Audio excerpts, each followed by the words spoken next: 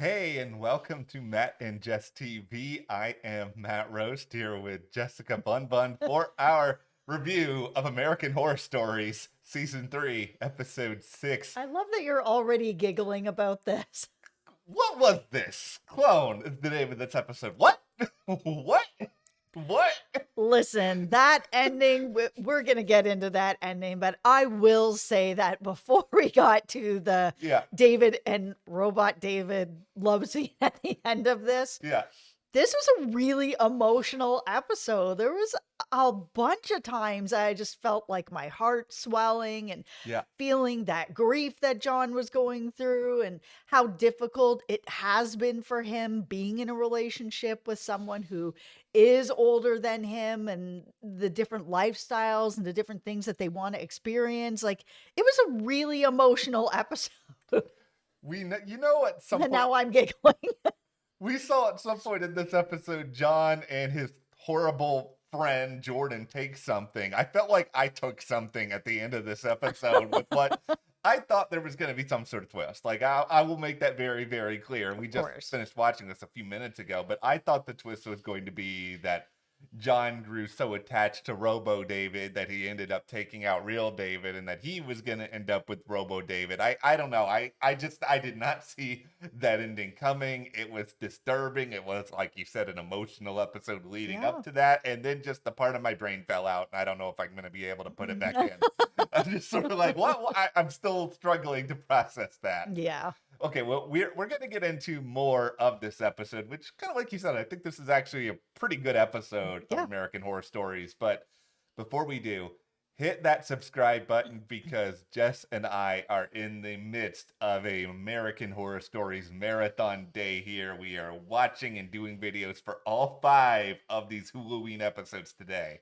Absolutely. We're also covering grotesquerie here at the Mhm. channel if you're into Ryan shows. So be sure to check out those videos as well. And if you are looking for the Penguin, we are Mhm. reviewing that exclusively over at our Patreon is the only place that you can get our Penguin reviews. We will leave a link for you below if Mhm. you want to join our Patreon and join in on those reviews. Thank you to everybody who has joined. It really helps us here at the channel. Thank you guys. Okay, overall, I know we've only watched 2 episodes so Yeah. far, but this is my favorite. I really enjoyed this episode, even with the ending. And the reason why is because this ending made sense. It made sense that, you've got someone like David who's ego is so big that he's like, I'm gonna make a clone of myself. It's gonna be me and me that helps John and me that helps myself. And I don't need anybody else but me. I was like, okay, well, all that makes sense. He's, a rich billionaire ego, all about himself, made himself into himself. It's just like it all made sense. I think this is probably the most creative and interesting story that American Horror Stories has told since maybe Dollhouse, that episode, because that That was episode was good. really fascinating and twisted, but this one was really fascinated and twisted in a lot of other ways. I think this is probably the closest this show has come to Black Mirror when it comes to sort of telling a story about how dark and how messed up technology can be, especially with just this egomaniac like David, who is very much research driven, results driven. He's all about his own id and how he can make himself either more powerful or more satisfied or all of these things. And he felt like John was just sort of this plaything for him and it was Yeah. all about him. And just that notion was just so unbelievably sad. It was so sad. I mean, they seemed to be in a relationship for a fairly long time. And, Yeah. he wasn't marrying John. John clearly wanted to have a deeper relationship with him, that they did make it official. And David was not having it. And by the time we got to the end, where it was kind of like, all I need is me. And Mhm. I mean, the signs were there already that he didn't want to marry John. I mean, if he was worried about his money, he could just had a prenup. Like, Yeah. there's ways to protect your assets and your money and still marry that person. If after having a relationship for any amount of time and you just don't want to marry that person, then you just don't want to marry that person. Yeah, it's a very fascinating study into this relationship dynamic, but also what did John see in David before all this to want to make John stay? I mean, I think he probably got accustomed to a certain amount of that Mhm. lifestyle, but I For think he sure. also was kind of clinging to this idea of what could this relationship be in different dynamics? What could this relationship be if David's health was in a different spot? What could this relationship be if he was there for him all the time? I think those little hopes were what made John so interested still in this relationship. And okay, the biggest reason why this episode worked to me though is Victor Garber. I like Victor Garber a lot. I mean, he was on Legends of Tomorrow, which is the ultimate terrible first season, mostly better after that show. He wasn't on it for the full entirety of it, but Mhm. he was so good in this episode, and I've never seen him play a role like this. Granted, I don't know how many people get to play a robot version of their other character that they are playing. No, he was I think the whole cast was awesome. Everybody was perfectly casted in this. I think the story was really solid all the way through on this. Like the actor playing John Mhm, really dug deep into grief. And grief is not always that easy to translate through movies and TV because mhm, grief is so different for everybody, right? And watching him go through the process of like, okay, here he is with David and David's doing really badly. And then, he has this stroke and he's left in this grief of someone that he really loved, that he was, he's a younger guy taking care of an older guy who's now had this stroke, somebody that he wishes he could have lived more life with, like, outside of him not doing very well, where they could go places together and share these life experiences together to bring themselves even closer. I mean, John was really in love with him, so he mhm. really wanted to have more of these experiences. And then in comes Robot David, who's able to have those experiences with him. And yeah, it was off to a rocky Yeah. start at first, but he's a learning robot and he did. And they ended up having this like really great relationship together that was building into what John really wanted out of his relationship with David, but also just out of himself of what he could give to David, that he realized he could give more to him in a different kind of way that would have shifted their relationship to be happier for both of them. I gotta say, the one time in this episode where I was like, oh, maybe this isn't so bad is when David was cutting those onions. I gotta tell you, I am a terrible onion cutter. I have very sensitive eyes. They go haywire every time. I was like, oh, but no, the rest of this, I'm out. I'm beyond out on all of it. No, I absolutely love that onion scene when he just picked it up and started crushing it. I laughed so I hard, know. but like, oh, the whole beginning of it, I found myself multiple times being like, nope, I'm out. Like, you've got, Yeah. Robot David watching John sleep. Nope, I'm out. Oh, Yeah. he's strangling him. I'm really out. Now he's killing Jordan. Like, okay, Yeah. extra out. But it it over time made sense why John was staying. Like, he really loves David, Hmm. and he's in one of the most vulnerable positions that people are in, which is in their grief. And everybody processes their grief differently and acts differently and needs different things in their grief, things that sometimes you don't realize you would do, which is staying with a robot that tried to strangle you, that you're just kind of like, but I'm in this frame of mind that I also really need this companionship. So it was all very believable. There's this interesting parallel too between this episode and Backrooms in a way where John is in this huge sprawling estate, but at the same time it's very empty there, and I Yeah. think there's a certain amount of fear and loneliness that comes from I have all of this but I don't have a person. And I think John is trying to look at a lot of this in a particularly human way, where David at the end of the episode is just sort of like, well, I don't need a human experience, I just need somebody who's on my level. The only person who's on my level is me. But this episode is really, it's playing a lot with that concept of what does it mean to be lonely and what does it mean to feel empty and what are you willing to do in order to combat that.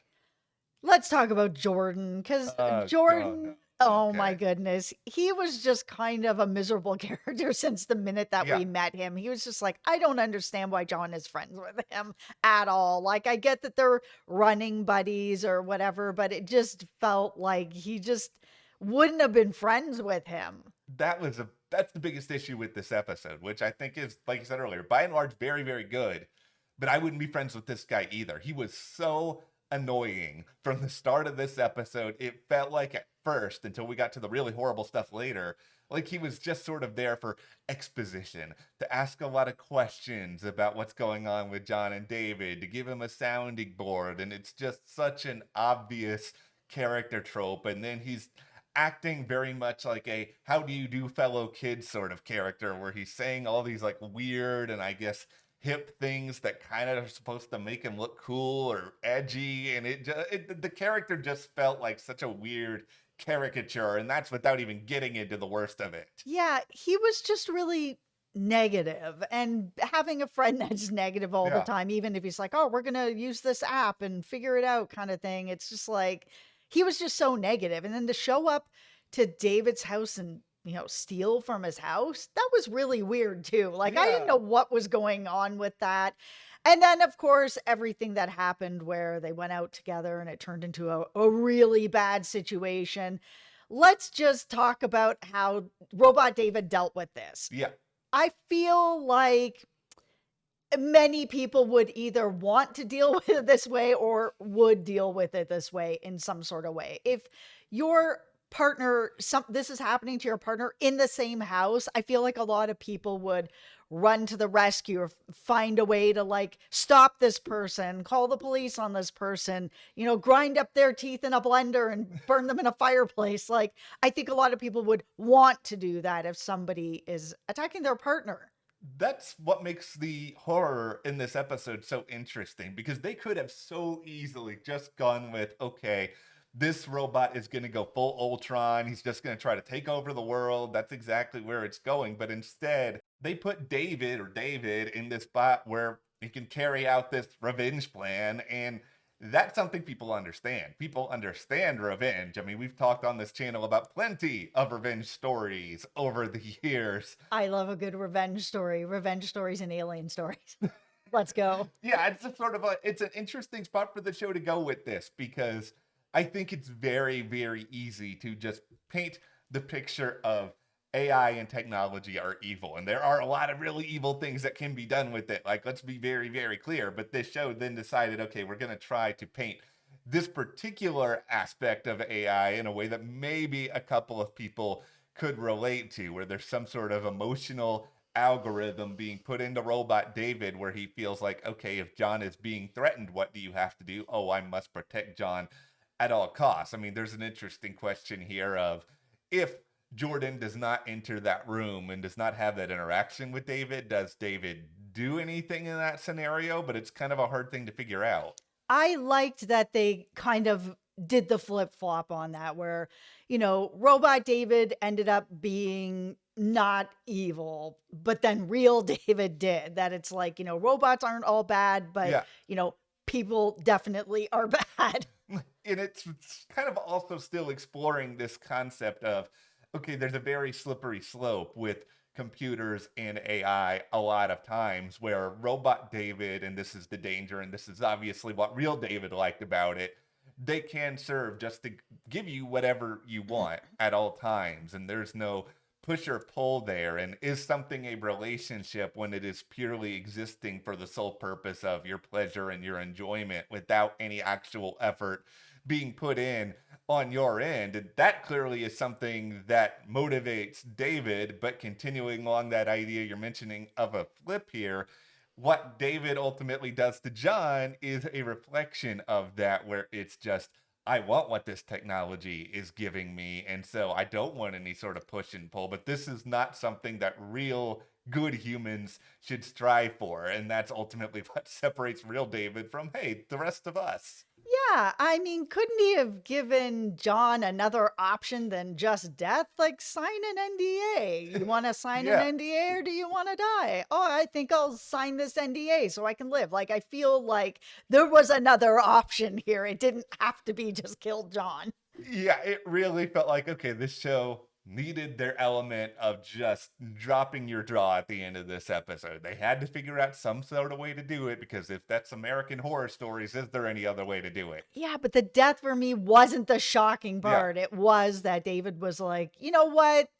I'm good with me. I'm just going to have a relationship with me. And then you have this scene at the end where, he's in bed with his own robot that looks like him, that will just do whatever he says because they're actually equals. It is just him in robot form. It's all great. And I kind of wonder if eventually human David's going to get bored with that, almost like, for those of you who watch What We Do in the Shadows, if you guys remember the season where Nandor really wanted the perfect wife, and he had this genie that was like, he was changing his wife into all these things, and eventually he was like, I want her to just agree with everything that I do, and I want her to like everything that I do, and it just ended up getting really dry for Nandor, where it was just like, oh, I really like this orange. I like what you like. And it was just like, eventually he was like, okay, this is just not what I want.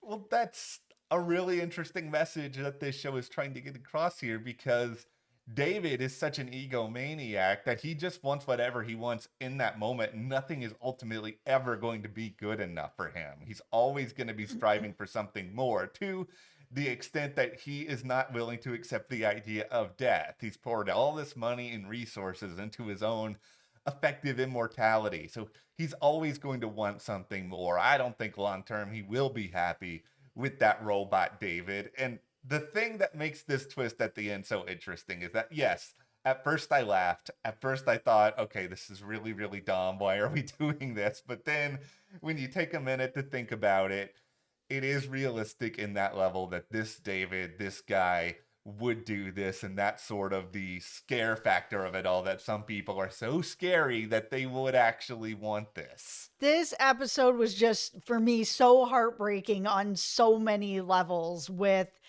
John really realizing who he is and what he wants and what he can give, and this deeper relationship he had with Robot David, and Mm-hmm. him finally getting to where David had always wanted him to be, where he was like, yeah, you really got to, tap into who you are and what you want and who you could be and what you bring to the relationship and what I bring to the relationship. And he finally gets there and it's done. And then you have Robot David at the very end of this look at that picture of him and John and be like, do I know this person? I was like, oh no, you got wiped. This is so sad. Like, you don't even remember this relationship that you had, and no one's gonna really remember John, because it's kind of like all the people that we met, David doesn't care about him. Yeah. Robot David doesn't remember him anymore, and Jordan's in the fireplace, so he's just nothing. This is a really emotional, sad episode, and I really liked it. I know it. We're doing good so far, guys, in this Yeah. part of American Horror Stories right now. The only thing that I was like, come on, is that they had Jordan's tracker app still working after, the fire burned up his whole body, but like this app is still going to be working. I was like, okay. I know that they kind of explained a little bit where John was like, you left that for me to find, kind of thing. But at the same time, like, it would have been burned up. Yes, it would have been burned up. But I'm going to let that go, because like this whole episode was really good. Yeah, I cannot complain at all so far in American No. Horror Stories this time. I'm of course worried that there's going to be a dud coming, because every part of this franchise tends to have one. Yeah, I'm really curious what you guys think about this, because there was, for me, less of a horror aspect and more of an emotional human aspect to it. And because the ending can be a little bit like a little bit of a laugh, a little bit cheeseball with David in bed with himself kind Yeah. of thing, what people are going to be saying about this episode, because there was a lot more of a lack of a horror aspect to this episode. This was really more like a deep, emotional, character-driven episode. Yeah, I mean, to me, horror can mean a lot of different things. It may just mean unsettling you, and this episode to me was very unsettling. Yes. And so long as this show is making me feel something, I'm going to be fine with it. And I Yeah. really enjoyed this episode too. We are off to a good start. We'll see where the rest of this season takes us, but hit that subscribe button, because Jess and I, we're going to be here throughout the day Yep. with the rest of American Horror Stories, and we're also covering Grotesquerie. You do not want to miss that. if you want to support us further, be sure to join our Patreon. We got a link in the description. We are covering the Penguin exclusively over there. Thank you to our patrons, and we'll see you guys here next time.